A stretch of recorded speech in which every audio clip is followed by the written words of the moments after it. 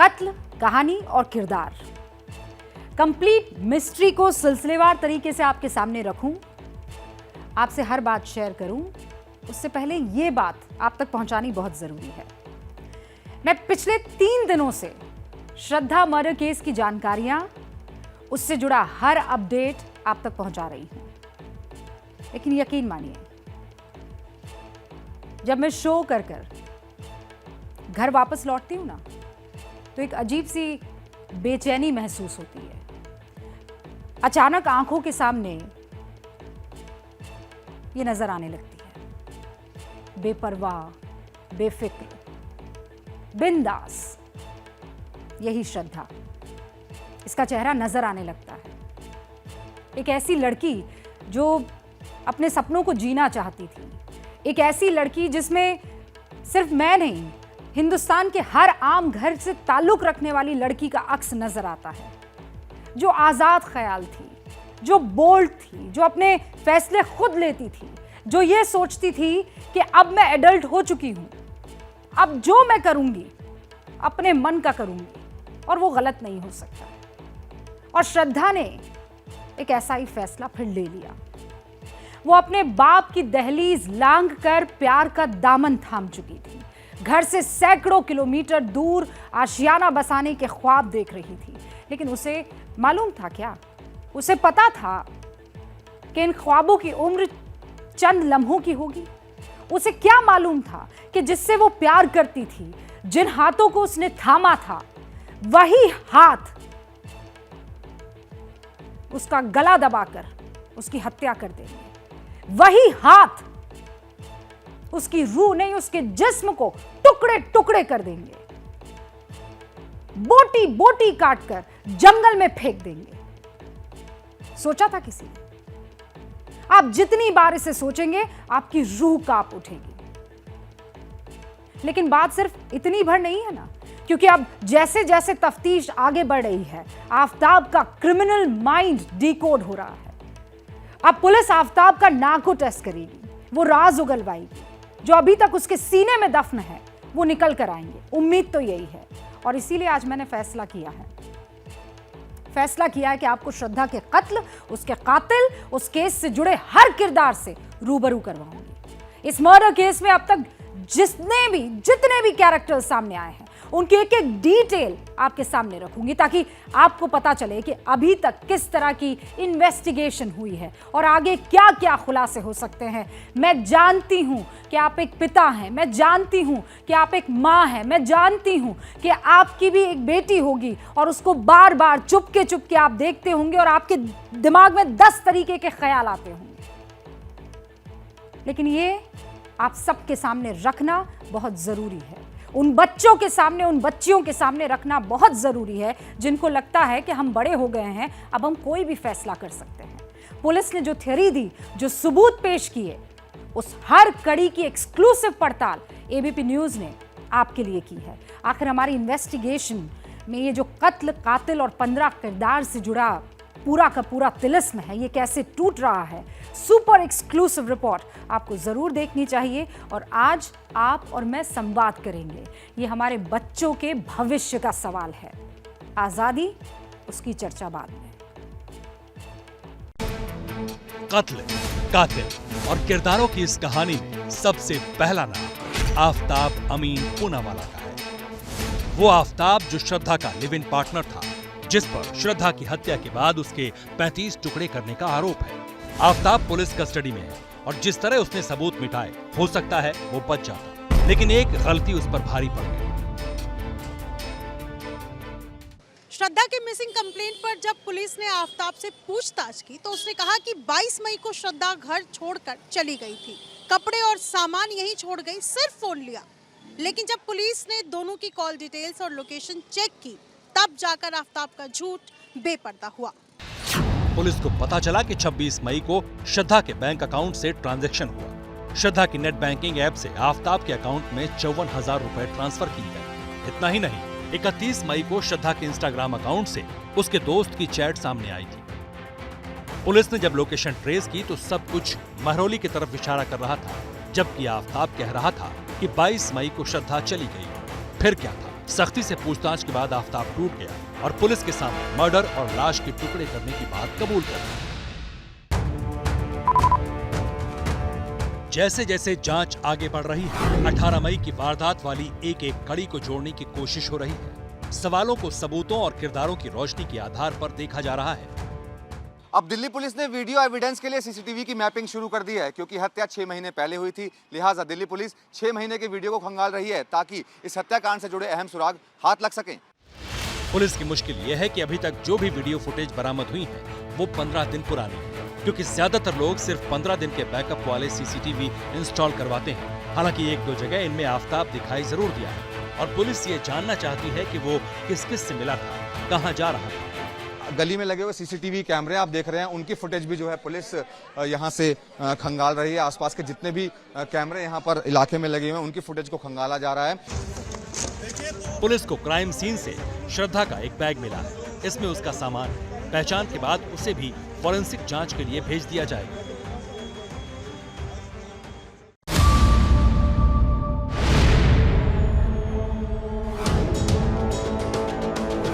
कत्ल की इस कहानी में एक अहम किरदार वो लड़की भी है जो श्रद्धा के कत्ल के 3 हफ्ते बाद ही आफताब के फ्लैट पर आई थी। लेकिन उस लड़की को शायद ये नहीं पता था कि जिस वक्त वो आफताब के फ्लैट पर मौजूद थी, उसी दौरान घर में श्रद्धा की लाश के कुछ टुकड़े भी थे। एक आम इंसान ये सोचकर भी सिहर जाए, लेकिन आफताब के क्रिमिनल माइंड के लिए ये शायद नॉर्मल था। दिल्ली पुलिस के मुताबिक श्रद्धा के कत्ल के बाद आफताब ने डेटिंग ऐप बम्बल फिर यूज किया था। इस ऐप के जरिए उसने एक लड़की से कांटेक्ट किया और अपने घर पर बुलाया। आफताब ने इस लड़की के घर आने से पहले फ्रिज में रखे बॉडी पार्ट्स को कबर्ड में रख दिया। जानकारी यह भी मिली है कि आफताब काली फॉइल में बॉडी पार्ट्स को लपेटकर उन्हें जंगल में फेंकने जाता था। दिल्ली पुलिस ने डेटिंग ऐप बम्बल से कांटेक्ट किया है और कंपनी से इस केस में सहयोग देने की रिक्वेस्ट भी की है, ताकि श्रद्धा के मर्डर के बाद आफताब के घर आने वाली लड़की की डिटेल्स के साथ आफताब की डेटिंग ऐप से जुड़ी जानकारी भी सामने आ सके।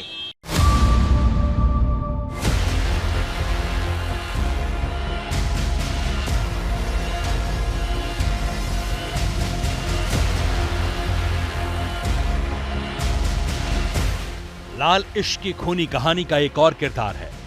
नाम है डॉक्टर अनिल कुमार सिंह। श्रद्धा की डेड बॉडी को ठिकाने लगाने के लिए आफताब ने छतरपुर की जिस दुकान से चाकू और डिस्पोजल बैग खरीदे थे, उस दुकान से महज 500 मीटर के फासले पर डॉक्टर अनिल कुमार का क्लिनिक है। मई महीने में जिस वक्त आफताब श्रद्धा की लाश के टुकड़े कर रहा था, ठीक उसी दौरान आफताब का राइट हैंड चाकू से कट गया था, जिसका इलाज कराने आफताब डॉक्टर अनिल कुमार की क्लिनिक पर पहुंचा था। आखिर उस रोज क्या हुआ था, इसकी कहानी और भी रोंगटे खड़े करने वाली है। कुछ आपकी याद में है कि वो आफताब पूना वाला आपके पास आया था? एक्चुअली मई के महीने में आया था, वो मॉर्निंग आवर्स पे आया था, 11-12 का टाइम रहा होगा, और वो सिर्फ इंग्लिश बोल रहा था, हिंदी नहीं बोल रहा था। मैंने उससे बात की हिंदी में, तो वो इंग्लिश बोल रहा है, तो मुझे लगा शायद हिंदी में बात करना नहीं चाह रहा है वो। फिर मैंने उससे पूछा कि how did you sustain this injury, तो देन ही टोल्ड मी कि while cutting fruit you know my knife got slipped and I got this injury. तो मैंने पूछा कहीं मारपीट हुई है, कोई चाकूबाजी हुई है, कुछ हुआ? कह रहा नहीं सर, ये फ्रूट काट रहा था और उससे लग गई है। लाश को ठिकाने लगाने और उसके टुकड़े करने के लिए जितना होमवर्क आफताब ने किया था, ठीक वैसा ही होमवर्क इस खूंखार कातिल ने अपने कॉन्फिडेंस पर भी किया था। ऐसा इसलिए ताकि उसकी काली करतूतों की भनक कभी भी दुनिया को ना लगे। श्रद्धा का मर्डर जितनी बेरहमी से किया गया ना, उससे भी कहीं ज्यादा खौफनाक श्रद्धा के बॉडी पार्ट्स को ठिकाने लगाने की दास्तान है। इस लड़की का कसूर क्या था? किसने अपनी आजादी से एक फैसला लिया था? इस लड़की का कसूर क्या था कि इसने अपने माँ बाप से ज्यादा अपने मोहब्बत को ज्यादा तरजीह दे दी थी? आफताब ने उसका क्या सिला दिया? आफताब ने क्या किया? आफताब ने इसका कत्ल किया, उसके टुकड़े किए और फिर सबूत सफाई से मिटाए।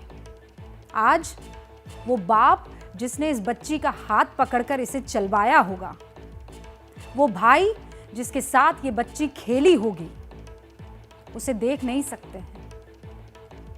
अंतिम दर्शन जिसे कहते हैं ना, इस बच्ची के वो अंतिम दर्शन कर भी नहीं सकते, क्योंकि उनकी ये बच्ची 35 अलग अलग टुकड़ों में कट चुकी है और 6 महीने इस बात को हो गए हैं।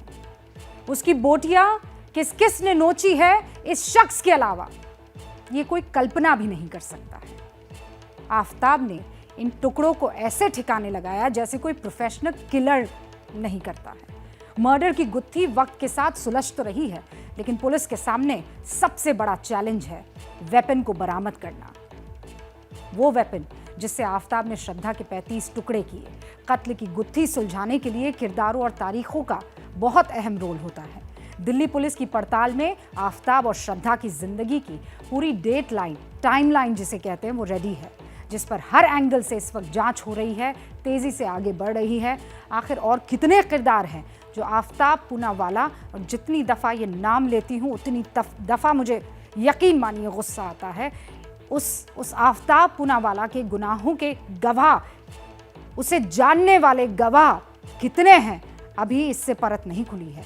ये किरदार कैसे पुलिस की जांच को अंजाम तक पहुंचा सकते हैं, उसकी एक्सक्लूसिव पड़ताल आपके चैनल एबीपी न्यूज़ ने की है। पड़ताल में निकला क्या, अब ये जान लीजिए। कत्ल की इस गुत्थी को सुलझाने में किरदारों के साथ वक्त और तारीखों का भी अहम रोल है। दिल्ली पुलिस की डायरी में आफताब और श्रद्धा की जिंदगी वाली पूरी टाइमलाइन बन चुकी है। मुंबई के मलाड से लेकर दिल्ली के महरौली तक का सफर तारीखों के साथ दर्ज है, लेकिन इस कड़ी में 18 मई की वो मनहूस रात नई जानकारी के साथ फिर जिंदा हो उठी है। पुलिस पूछताछ में आफताब ने बताया है कि श्रद्धा के साथ 18 मई को कोई उसका पहली बार झगड़ा नहीं हुआ था। ये झगड़े तो रिलेशनशिप में आने के साथ ही शुरू हो गए थे। कई बार दोनों ने ब्रेकअप की प्लानिंग भी कर ली थी और एक बार तो दोनों का ब्रेकअप भी हो चुका था। लेकिन सवाल है, आखिर 18 मई को किन बातों पर झगड़ा हुआ? तो इसे लेकर अब पुलिस के पास 3 थ्योरी। पहली थ्योरी ये कि श्रद्धा आफताब पर शादी का दबाव बना रही थी, मगर वो शादी नहीं करना चाहता था, इसलिए कत्ल कर दिया। दूसरी ये कि श्रद्धा को आफताब के दूसरे रिलेशनशिप के बारे में पता चल गया, इसलिए उसने हमेशा के लिए श्रद्धा की आवाज बंद कर दी। तीसरी थ्योरी ये है, आफताब कत्ल के मकसद से ही श्रद्धा को दिल्ली लाया था और मौका पाकर उसने हत्या कर दी। वो एक एक्सट्रोवर्ट लड़की थी, वो she was a people's person. अब ऐसा किसी इंसान का बिल्कुल एकदम मुरझा सा जाना, बिल्कुल एकदम कट सा जाना, रिजर्व सा हो जाना सवाल पैदा करता है। तो ये 2018 के आसपास से शुरू हो गया, तो 2019 में हमें पता चलता है कि वो आफताब के साथ रिलेशनशिप में आई है। तो 2018 से ही उसके जो व्यक्तित्व में जो बदलाव था वो शायद मुमकिन है कि आफताब की वजह से। श्रद्धा ने ऐसा कुछ साझा किया कि उसके साथ क्या हो रहा है आफताब के साथ रिलेशन में आने पर? शुरुआती दिनों में ऐसा पता चल रहा था कि वो लोग बहुत ही ज़्यादा एक खूबसूरत रिलेशन में है, लेकिन कुछ ही समय के बाद ये पता चलता है कि आफताब वॉयलेंट हो रहा है, उसके ऊपर हाथ उठा रहा है। पुलिस सूत्रों का दावा है कि 18 मई की शाम दोनों के बीच झगड़ा हुआ। रात 8 से 10 बजे के बीच श्रद्धा की गला दबाकर हत्या कर दी गई। रात भर बॉडी रूम में ही रही और अगले दिन आफताब आरी और फ्रिज खरीदने गया ताकि लाश के टुकड़े करके उसे ठिकाने लगा सके।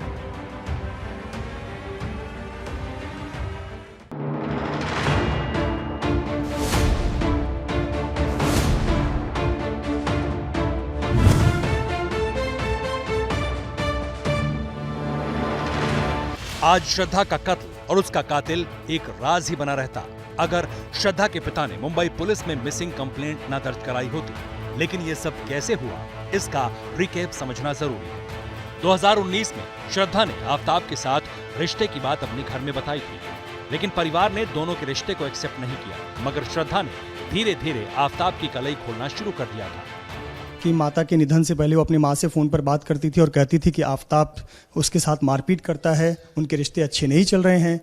श्रद्धा के पिता कहते थे कि वापस घर पर आ जाओ, इस रिश्ते को तोड़ दो। लेकिन आफताब के माफ़ी मांगने के बाद श्रद्धा फिर से आफताब के साथ चली गई और इस घर को हमेशा के लिए छोड़ दिया।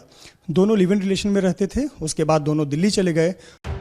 जब श्रद्धा आफताब के साथ दिल्ली चली गई तो पिता ने उससे बात करना छोड़ दिया, लेकिन बेटी के सोशल अकाउंट से उन्हें जानकारी मिलती रहती थी। जब काफी वक्त से श्रद्धा ने अपने दोस्त से बात नहीं की, उसका फोन नहीं लगा, सोशल अकाउंट पर कोई पोस्ट नहीं आई, तो पिता मुंबई पुलिस के पास गए, जहां से तफ्तीश शुरू हुई। उसका एक करीब दोस्त है बचपन का, उसका नाम है लक्ष्मण नाडर। उन्होंने पिताजी को फ़ोन किया सितंबर 2022 में कि वो जो श्रद्धा का फ़ोन कम से कम 2-2.5 महीने से बंद है। तो पिताजी ने लक्ष्मण नाडर को उसके घर पे बुलाया, डिटेल पूछा, तो उसने बोला कि लड़की और वो अब तक साथ में रहते थे, तो लेकिन वो मई महीने से उनका फ़ोन बंद है। तो ज़रूरी ये बात है कि सच में वो लड़की जिंदा है नहीं है, क्या हुआ क्या नहीं, अपने को इन्फॉर्मेशन लेना जरूरी है। ऐसा उन्होंने बता दिया। इमीडिएट उसके पिताजी ने एक एप्लीकेशन डाला था बस, लेकिन हमारे पास ऐसा कुछ सबूत नहीं था कि वह लड़की दिल्ली रहती है और यहाँ रहते हैं। तो हमने सुमोटो हमने मिसिंग दाखिल किया था। 12 अक्टूबर को माणिकपुर पुलिस थाने में श्रद्धा की मिसिंग कंप्लेंट दर्ज हुई और इसके बाद केस दिल्ली ट्रांसफर कर दिया गया।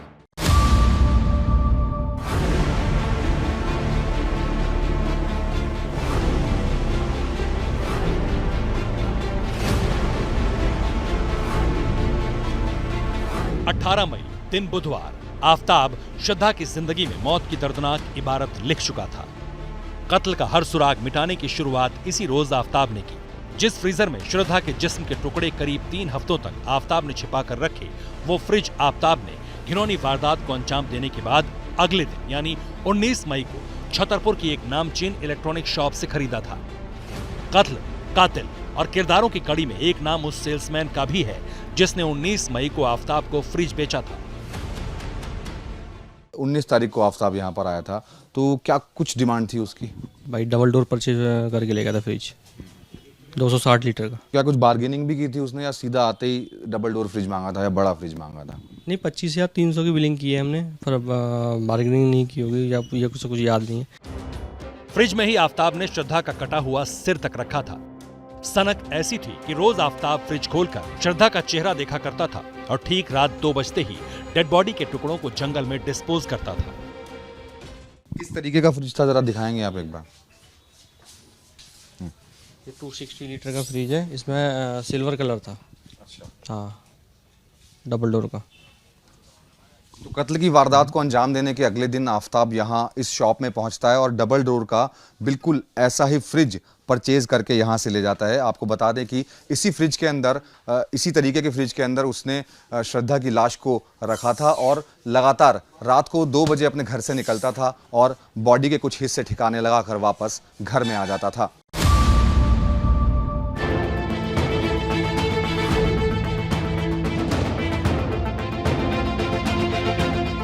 श्रद्धा मर्डर केस की इन्वेस्टिगेशन में पुलिस के हाथ खाली नहीं है। जिस चाकू से आफताब ने श्रद्धा की डेड बॉडी के 35 टुकड़े किए, वो चाकू कहां से खरीदा गया, कब खरीदा गया? कत्ल की इन कड़ियों की गुत्थी सुलझाने वाला एक और किरदार कैमरे में कैद हुआ। नाम है सुदीप सचदेवा। छतरपुर में सुदीप होम एंड किचन नाम से दुकान चलाते हैं। श्रद्धा के टुकड़े आफताब ने जिस चाकू से किए, वो इसी दुकान से खरीदा गया था। पुलिस वाले उसको लेकर आए थे यहाँ पर, तो उसने ये बयान दिया है कि मैंने 5 महीने पहले यहाँ से एक चाकू खरीदा था और कुछ गार्बेज बैग खरीदे थे। तो बस यही उन्होंने बताया है कि उसने ऐसा बताया है उनको। चाकू के साथ ही आफताब ने इसी दुकान से गार्बेज बैग तक खरीदे थे। इन्हीं बैग्स का इस्तेमाल आफताब श्रद्धा की लाश के टुकड़ों को ठिकाने लगाने में करता था। जो जानकारी मिल रही है उसके मुताबिक आफताब यहाँ पर आया था और कुछ इनमें से कोई एक चाकू, जिस तरीके का भी रहा होगा वो चाकू यहाँ से खरीद कर ले गया था। इसके अलावा वो गार्बेज बैग भी यहाँ से खरीद कर ले गया था। कोई ऐसे इतना शातिर नहीं बन जाता है। एक आम लड़के से शातिर क्रिमिनल बनने के लिए आफताब ने अच्छा खासा होमवर्क किया। 18 मई को आफताब ने श्रद्धा को बेरहमी से मारा। सामने श्रद्धा की लाश थी, इसे ठिकाने लगाना था। आफताब के लिए ये सबसे बड़ा चैलेंज था।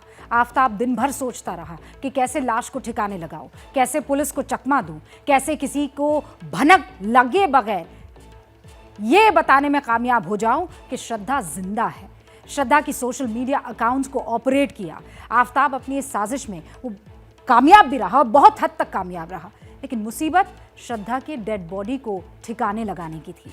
पुलिस इन्वेस्टिगेशन में आफताब ने यह कबूल किया है कि श्रद्धा के टुकड़े करने का आइडिया उसे क्राइम बेस्ड वेब सीरीज देखकर आया। खून और फिंगरप्रिंट्स के अलावा मौका वारदात से हर सबूत मिटाने के लिए आफताब ने सोशल साइट्स को बारीकी से खंगाला था। कत्ल की यही गुत्थी और भी किरदारों से जुड़ी है। वो किरदार कौन है, उनके पास आफताब से जुड़ी कितनी जानकारियां हैं और कैसी जानकारियां हैं, इसकी भी पड़ताल हमने की। आखिर इन्वेस्टिगेशन में कैसे चौंकाने वाले खुलासे हुए हैं, अब ये देख लीजिए आप।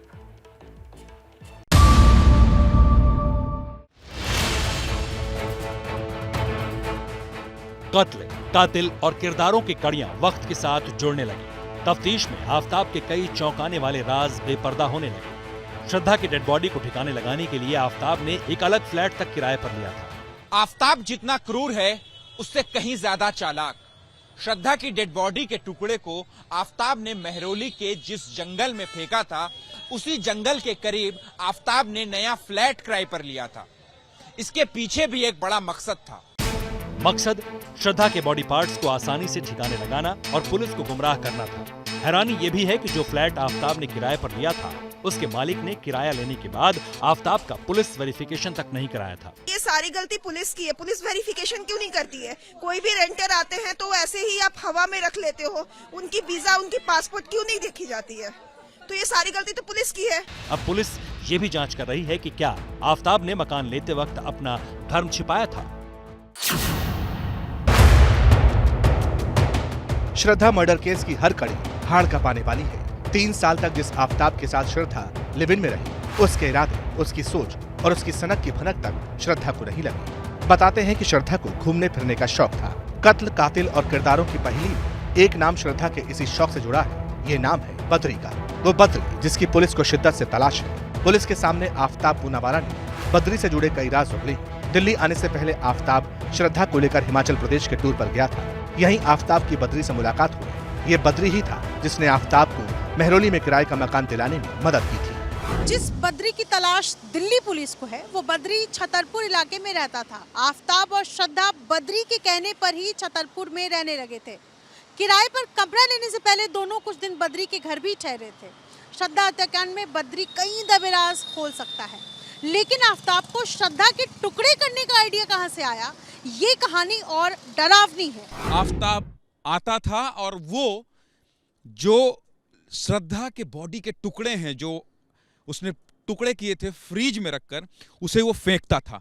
अब देखिए ये जंगल, देखिए ये जंगल मैं आपको दिखा रहा हूं। यहां आप दिन में भी आएंगे तो डर जाएंगे। देखिए एकदम कटीले पेड़ हैं। यहाँ दिन में भी अगर आते हैं आप तो डर जाएंगे। अभी शाम का वक्त है, यहाँ एक भी आदमी आपको दिखेगा नहीं, क्योंकि इसके बगल में शमशान घाट है। और ऐसे ही टुकड़े यहाँ फेंके गए थे।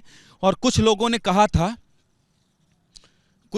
कहा था कि अभी सभी टुकड़े नहीं मिले हैं। तो ऐसे में इस जंगल में आना रात को 2 बजे 3 बजे होगा। ये देख रहे हैं आप, मैं अगर इस रास्ते में चलूंगा तो इसी तरह से ये डगालें मेरे चेहरे पर आ रही हैं। और फिर ये शाम के वक्त में ही यहाँ डर लग रहा है, 2-3 बजे कोई कैसे आ सकता है। श्रद्धा के टुकड़े करने का आइडिया आफताब पूनावाला को कहां से आया? पुलिस इन्वेस्टिगेशन में इन सवालों का तिलिस्म भी टूटा है। आफताब ने कबूला है कि श्रद्धा की डेड बॉडी उसके लिए सिरदर्द बन गई थी। डेड बॉडी से छुटकारा पाने का आइडिया आफताब ने वेब सीरीज और क्राइम शो से सीखा था। खासकर अमेरिकन सीरीज डेक्स्टर को आफताब ने कई बार देखा। डेक्स्टर सीरीज के 8 सीजन के 96 एपिसोड कई बार आफताब ने देखे। और इसी सीरीज से डेड बॉडी को ठिकाने लगाने का आइडिया आफताब के दिमाग में आया था। वहीं गूगल के जरिए उसने खून साफ करने का तरीका भी ढूंढ निकाला। उसने सोडियम हाइपोक्लोराइड का इस्तेमाल किया था। जैसे ही घड़ी का काटा दोपहर 2:30 पे आए, बबीता जी का दिल सास बहू साजिश के लिए मचल जाए। और ये है इनकी बहू, पूरे दिन ऑफिस की टेंशन हो जाए गॉन जब ये करें अपना फेवरेट शो फ्री टाइम पे ऑन। इनकी तरह आप भी देखिए अपना फेवरेट शो अपने टाइम पर और डाउनलोड कीजिए ABP लाइव ऐप अपने स्मार्ट टीवी पर।